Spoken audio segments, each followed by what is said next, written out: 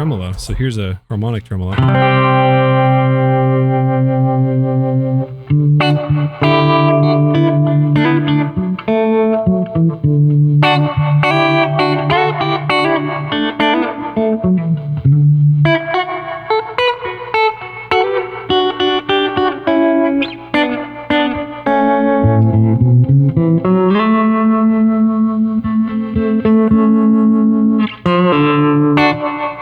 There's a special appeal to these smaller form factor, budget, vintage guitars like the Silvertone 1449. And if you've been wanting to learn a little bit more about this guitar, then Mothership Gear has got you covered. In this episode, Brian McMaster and I run through this reissue of the Silvertone 1449 and all of the tweaks that they've made, as well as how he utilizes it in the recording studio. And he does this kind of weird trick that I actually found really cool and I might copy one day, but there's a special tuning thing that he does that you might want to check out. If you like guitars and making new friends, then you'll love Mothership Gear. So, subscribe here to Alfonso Inc. so you don't miss future episodes of Mothership Gear, and make sure that if you have thoughts on these catalog guitars like the Silvertone, like the Harmony, or a Danelectro, then leave some comments down below and enjoy the episode.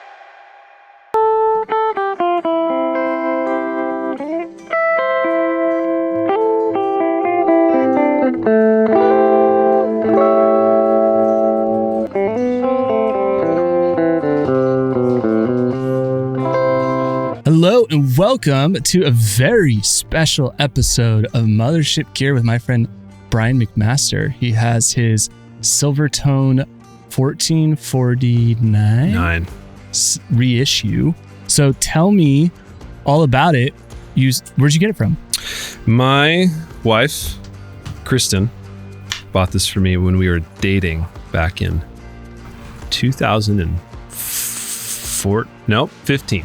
Nice. 2015.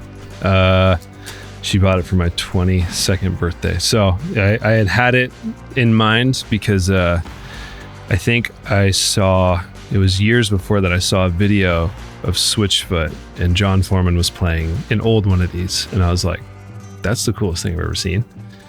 So I had it in mind, and John Foreman was is still like a hero.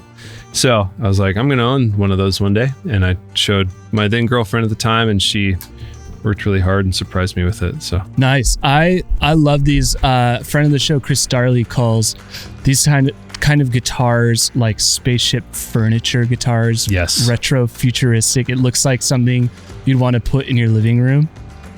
The Jetsons had a thing to do with it, 50s weird space age stuff. Yeah, it's so sick.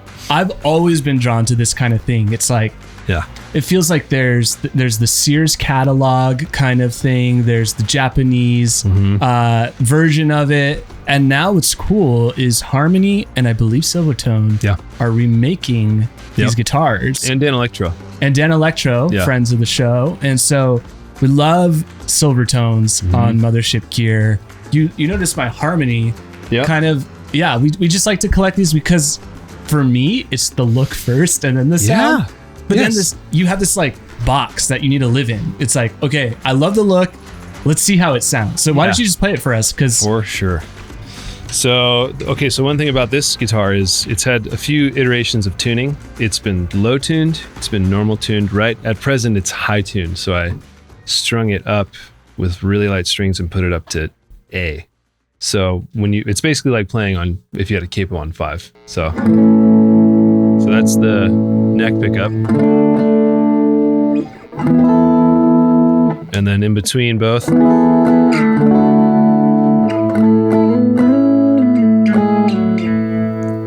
the bridge is real sweet and chimey.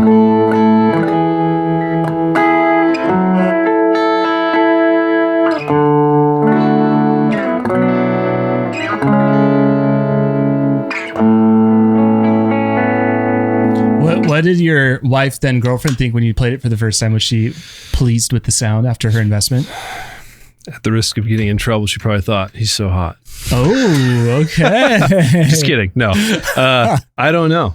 It's funny. She doesn't really know a lot about guitars. I remember one time she asked me to explain it to her, like how electric guitars work. And I started explaining it and she got so bored that I could see her spacing out.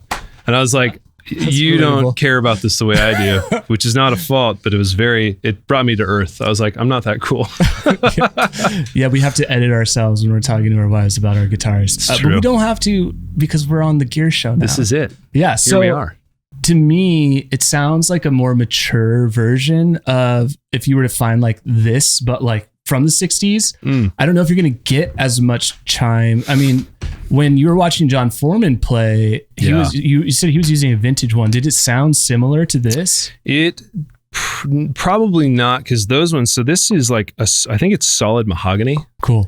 The old ones are I don't even know what, it's crappy wood. Yeah. And they're hollowed out or chambered out in a lot of places. So I don't even know what kind of wood that was, but I've played an old one and they're very different. They're a little more guttural in certain ways, kind of gnarlier in the mid-range in some ways. Right. But they have that air around each note. Like if you listen to old, I'm trying to think of references, but I can't off the top of my head. But it's hearing old recordings where these were used. It's it has a total tone to it. And this is kind of more, like you said, a more modernized or maybe mature sounding thing, because they're better built. Because the reissues are better built than the old ones, but the old ones have such a tone and a vibe. Yeah, the old ones are like an old pirate ship. It's crickety, and the wood is kind of deader, and you're just I don't know. There's something. Yeah, there's something homey and special about it. Yeah. The new ones are if you need to play a show or record with it and use it more professionally. Yeah, it kind of captures the essence. You still get the cool aesthetic. But you can have more. It sounds like it has a more balanced frequency spectrum. They give back. Yeah. They're less finicky. Totally. And this bridge, the original ones have it's wood on wood, and it's a total tone. But this, you can intonate it. You can put a new one on. So it's just the modern appointments kind of make it more usable. Still have a cool feel and tone and unique thing, but they're kind of more their own in my mind. Right. So Mo noticed that these are lipstick pickups. Yes. How do you describe the sound of these particular ones with this guitar? Well, they're really thin, and that they're low output and they're thin, which sounds negative, but in my mind, it's not, because these things, when you're stacking overdrive pedals and stuff, because they're low output, they're not giving a lot of information to the amp first, and then when you introduce overdrive and stuff, they're really articulate, and the brightness kind of helps cut through and not get so messy. So this thing with gain clean, it's really usable, and the brightness, especially recording with this high tune thing, the brightness, it sits in the track way differently. And I think of it as what if I could play mandolin, what would the part be here? And since I don't play mandolin, I have this, and you can play your high inversion stuff, and you can double parts, and it pokes, and it's just a cool, chimey, bright thing in the mix that helps things stand out. So yeah, low output, really bright, but it's a total killer tool instrument. Yeah. Yeah. And you're talking a little bit. So what's going on with those knobs? Is there a dual functionality there, or is that just? So it's this set is bridge and this set is neck. So the top one. Yes, the top one is volume. And then the one underneath it is the tone. And then it's the same for the neck. And then in the middle, you can like do the blend thing where, you know, if you want it a little brighter, you just pull some of the neck out and it does that. And same thing, if you want a little woofier, just pull the bridge out a bit. Kind of like, it's similar to how Gretches are. Okay. With where you can put it in the middle and kind of blend, or Les Pauls or something like that. But yeah, I've never seen them stacked, which is interesting. Yeah, I kind of like the minimalist look, but then you can detail it a lot, get a lot of like dial in the tone for recording. And it's always nice when you have a guitar like this.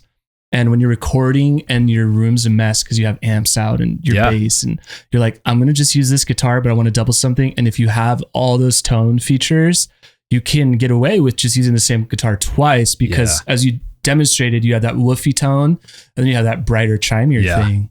Especially like if you're doing like even like modern rock sounds, that's a ton of guitars. Right. And like you play your thick humbucker thing, but then you can surround it with like, I mean, this is tuned up, but even this in standard, it's a totally different thing. Like we did that. There's a project me and my friends are wrapping up where I cut the main riff with, like that parts Telecaster with the P90 and a separate guitar. And then I had this tuned in standard and I overdubbed the same part with this, but it brought it forward in a different way. And it just made it sound huge because of how small it sounds, which is weird. No, totally. Yeah. Let me turn up the saturation. I want to hear what happens when we like really make it sound dirty. Yeah. So I'll go to the bridge for this.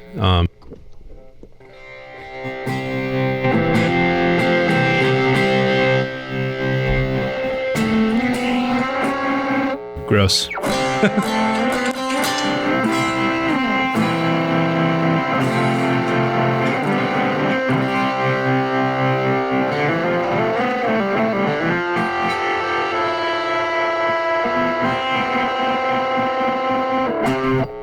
So that's a lot of gain, but it kind of holds together. Right. In my mind. Yeah. And it has that like 60s. We had Hanz as well. You're over before we filmed. Hanz brought over his Danelectro 12 string, and this kind of feels complementary to that.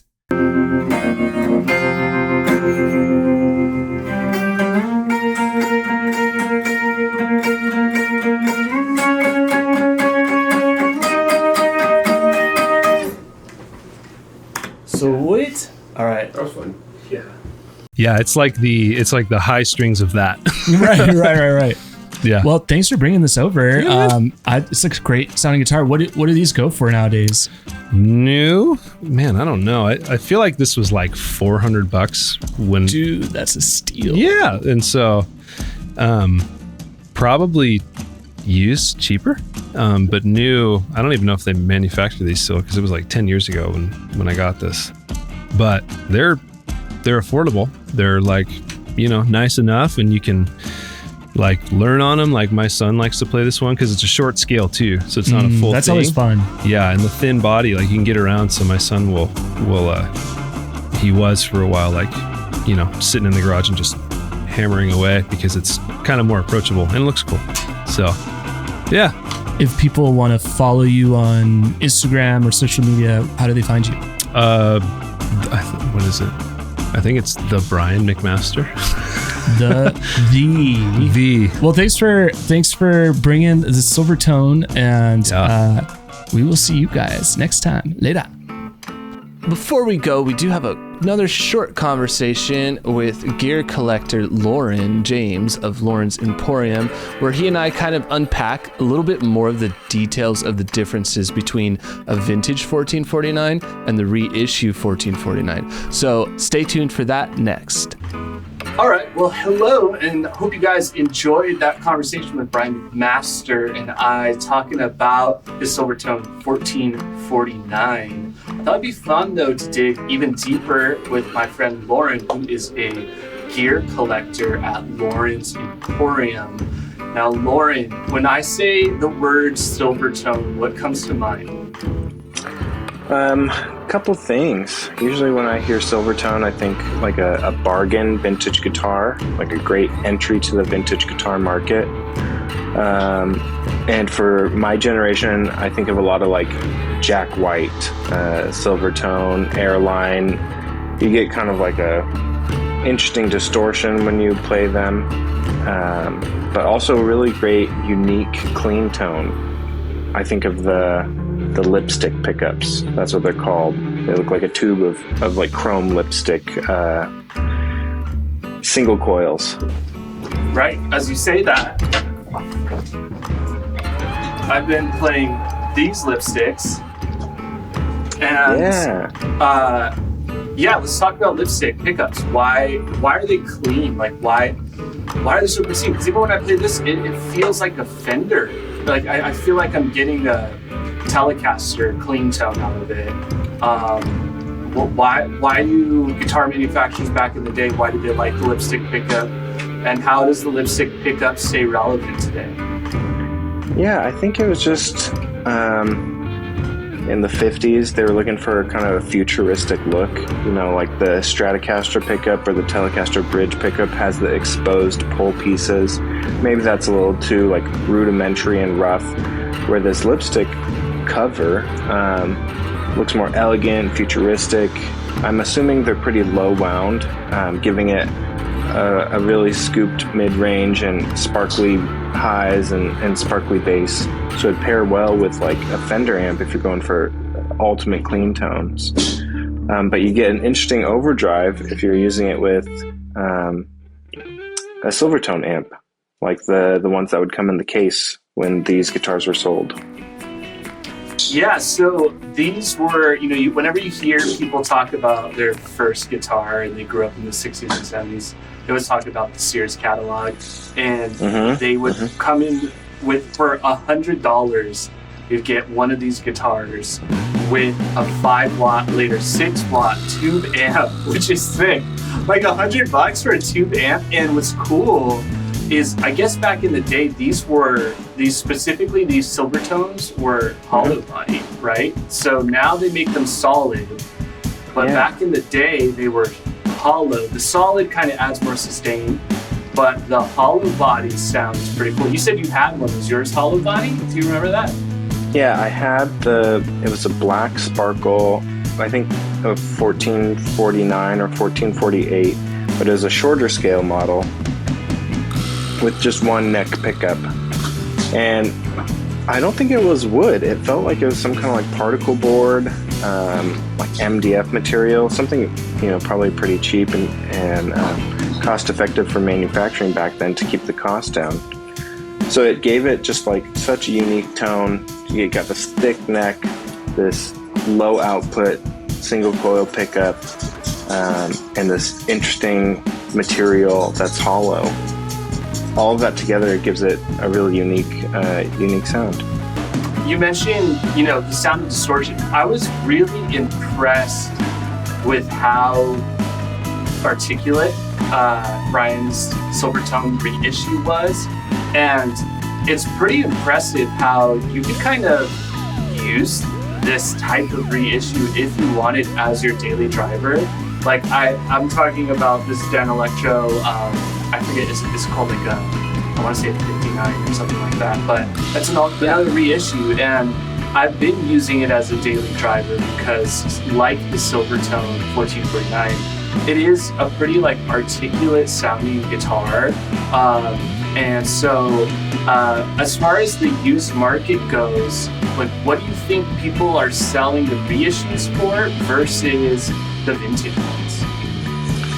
I've had a fair share of both. Off the top of my head, we've seen the used and vintage guitar market decline fairly recently in the last year or so. So something I thought would have sold for more is now selling for less. If I had a vintage Silvertone, I'm thinking at the high end, maybe like $600 down to $350. And I did have a reissue. I had an early reissue that was made by or approved by Steve Soest, who kind of took on the whole Danelectro reissue back in the 90s. So a very early model and a custom finish like your yellow one. And I think I only sold that for like $200. It was very affordable. And that applies for the Silvertones, like the 1449, like you can get that, you think, for about $200? I think those are No, I think those are closer to the 400 to 600 range. Okay. Maybe comparable to a modern made in Mexico Strat or a really nice Squire. Right. It makes me want to get both then. Like, I want the newer reissue for the reliability, and then like a vintage Silvertone 1449 for that hollow body. If you guys are knowledgeable in this space as far as like what kind of wood those original ones are made of, I'd be really curious to know that. Yeah.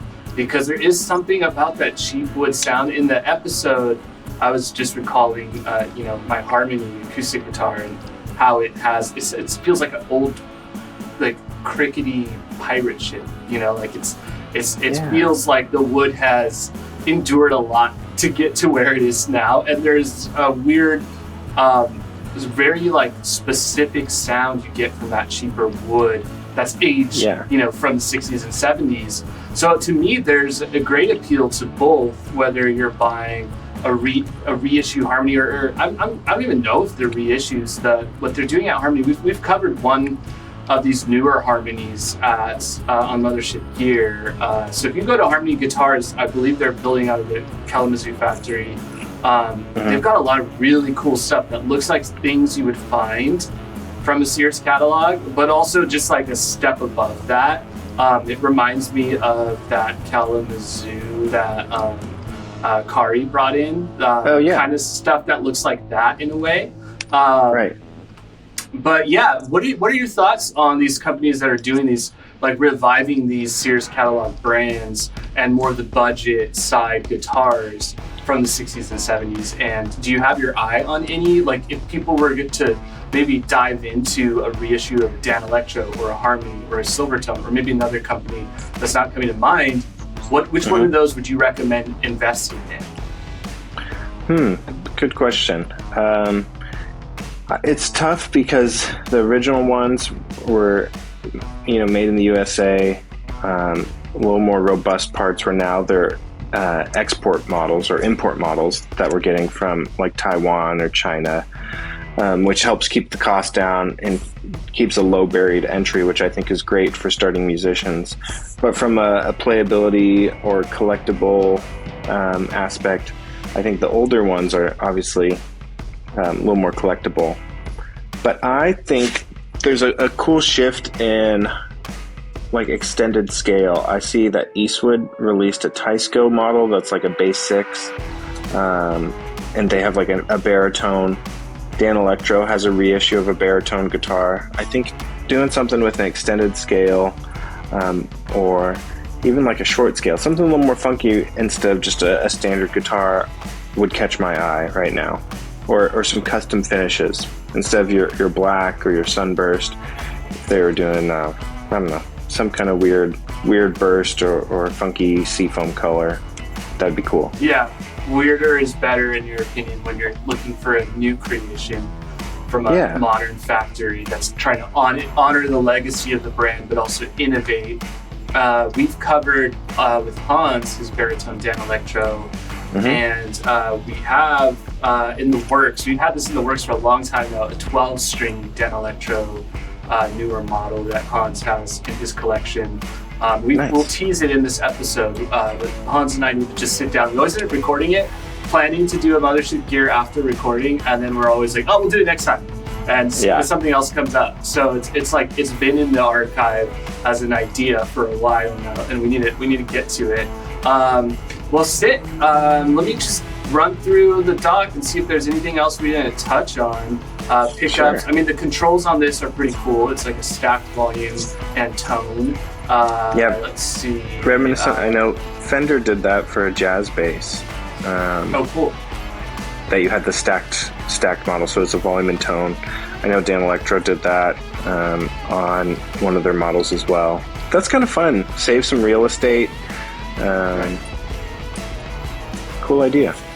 You don't really see that on a lot of modern guitars, so maybe that would be a fun callback if they do a reissue, or even a custom builder if they're making like a callback to these old Silvertones, but in a modern, their take, maybe a new body shape, some high-end equipment, but doing this like stack knob thing. That'd be cool. Right. Let's see. Oh, in scale length, this is a shorter scale guitar, which I love. You mentioned that as well, like trying to find more short scale or extra kind of weird size guitars is always a cool thing. Exactly. I think that about covers a little bit more about it. At least we're getting the Loren's Emporium take on this guitar. As far as stuff we've shot that's coming up, or stuff we've scheduled, or stuff that's come into your shop, what are some instruments you're excited about bringing on the Mothership Gear coming up? Yeah, we're trying to plan an episode with our guest that we've had on, Paul, reoccurring guest. He recently got an EGC, Electrical Guitar Company, a metal neck guitar that's all aluminum with like a plastic acrylic type body. That's a wild guitar. That'll be a fun episode to do. Working on some funky guitars with my friend Cameron. He's been asking about coming on and doing an episode on bass guitars or weird stuff. Nice. So he's coming over tomorrow to fix it up. So hopefully when we get it ready to go, we can schedule something. Yeah, send some pics of it. I want to check out what you guys are up to. Yeah, I think it's an Alamo, which is in the same realm of like the Tyscos and the Silvertone. It's like this budget entry-level guitar. Cool. And then if people want to buy some guitars from you, send stuff into the shop to get it fixed up or adjusted, where should they locate your services online? Yeah, I try to do everything through Instagram. That's the easiest one for me. So it's Loren's_Emporium on Instagram. Sweet. And yeah, we will see you guys next time. Thanks for tuning in. Thank you, Loren of Loren's Emporium, for giving us a rundown on some more info on the Silvertone 1449. We'll see you guys next time. Later. Bye. Thanks for having me. Thank you so much for watching. We hope you enjoyed this episode of the Silvertone 1449 with Spencer and Brian. Don't forget to subscribe, and while you're here, why not check out the episode we did with Brian all about his Telecaster parts caster.